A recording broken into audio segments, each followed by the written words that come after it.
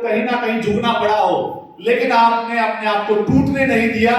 ये हमारे सबके लिए, इस परिवार के लिए गर्व का विषय रहा है, ये गर्व की बात रही है।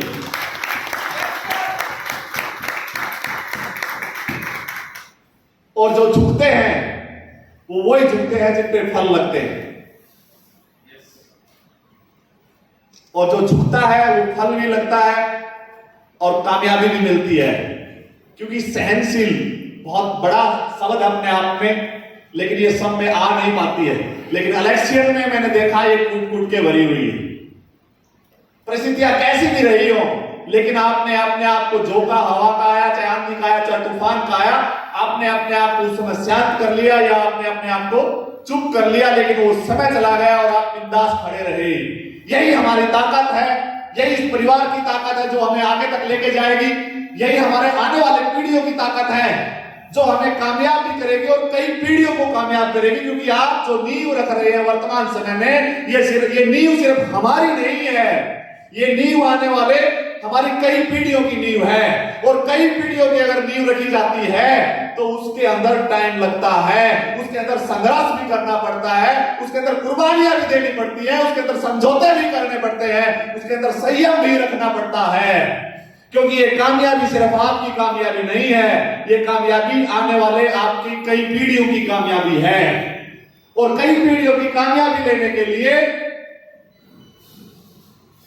कुछ करना भी पड़ता है और टिकना भी पड़ता है, सिर्फ करने से नहीं।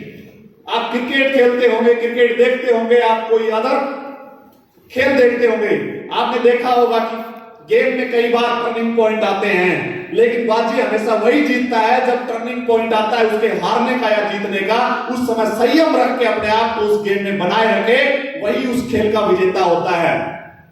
उसी तरीके से आपने जो संयम बनाए रखा, यही हमारे विजेता की निशानी है, यही हमें आगे लेके जाएंगी, यही चीजें आपको मजबूत बनाएंगी और वही मजबूती आपको कामयाबी दिलाएगी।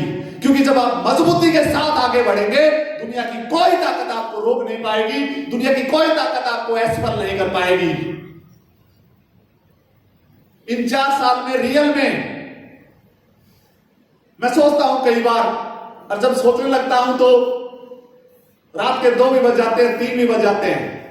अपने आप में सोचता रहता हूं, यार वो लीडर कितना संघर्ष कर रहा है। उस लीडर की बात करूं, जिस भी लीडर के बारे में सोचने लग जाता हूं तो ऐसा नहीं है कि 1 मिनट सोचा, 2 मिनट सोचा या उसके बारे में भूल गया, नहीं, 3-3, 4-4, 5-5 घंटे उसके बारे में सोचता हूं। एक लीडर के बारे में समझ में आता है कि यस, इस लीडर ने संघर्ष किया है और कामयाबी इसका अधिकार है, कामयाबी इसका हक है। बस उस समय क्या होता है, या तो आप साथ छोड़ जाते हैं या साथ बने रहते हैं।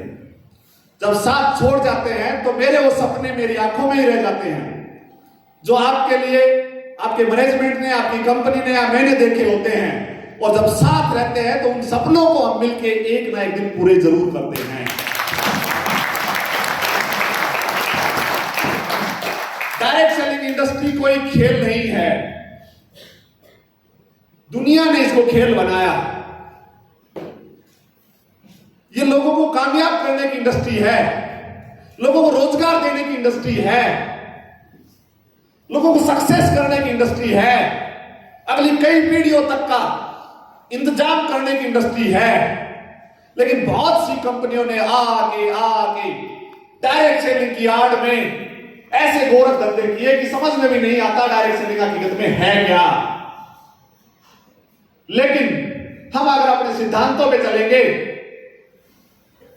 अपने सिस्टम को फॉलो करते हुए चलेंगे, तो हम हर हिंदुस्तानी तक जरूर पहुंचेंगे और उनको बताएंगे कि रियल में डायरेक्ट सेलिंग क्या है, रियल में समझाएंगे उनको रियल में डायरेक्ट सेलिंग क्या है, बताएंगे उनको कि डायरेक्ट सेलिंग के माध्यम से हिंदुस्तान की बेरोजगारी को दूर किया जा सकता है, देश को समृद्ध बनाया जा सकता है।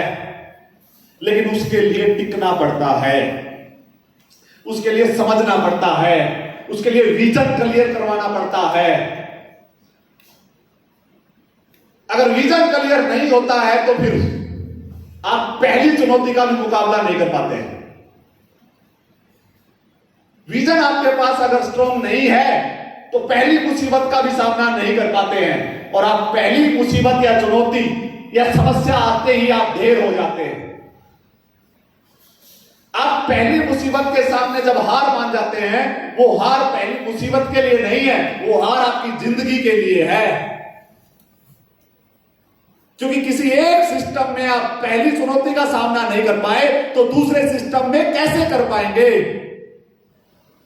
और फिर आप चले जाते हैं एक ऐसे अंधकार में, एक ऐसी दलदल में। हो सकता है आपका ईगो आपको ले जाए, हो सकता है आपकी कम नॉलेज आपको ले जाए, हो सकता है कि आपका विजन क्लियर ना हो इसलिए चले जाए, लेकिन वो एक ऐसी दलदल में आप चले जाते हैं जहां पे मनी रोलिंग, अदर ऐसी चीजें जिनका मैं अगर नाम गिनाने लग जाऊं तो पॉसिबल ही नहीं है। डायरेक्ट सेलिंग की आड़ में इतने प्रकार के धंधे हो रहे हैं, लेकिन डायरेक्ट सेलिंग नहीं है। हमें समझना इस सिस्टम को, मजबूती के साथ आगे बढ़ना है। और जब पिछले महीने जब आप सभी को अचानक एक टारगेट्स दिए गए, हो सकता है वो टारगेट्स बड़े हो सकता है वो टारगेट छोटे हो।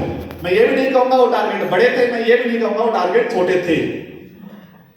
एक सीनियर लीडर के लिए हो सकता है वो छोटे हो, लेकिन एक नए एआर के लिए जिसकी नई ज्वाइनिंग हुई है, नया इस परिवार में शामिल हुआ है, नया सदस्य बना इस परिवार का, उसके लिए वो टारगेट बड़े भी हो सकते हैं। लेकिन उसके बावजूद भी आपने अचानक उस टारगेट को कंप्लीट किया, आप यहां पे पहुंचे। इस 4th एनिवर्सरी पे मैं ऐलान करता हूं कि ये यहां पहुंचना आपकी कामयाबी की गारंटी है। ये यहां पहुंचना ही आपका भविष्य निर्धारित करता है। ये यहां पहुंचना ही कंपनी को सोचने पे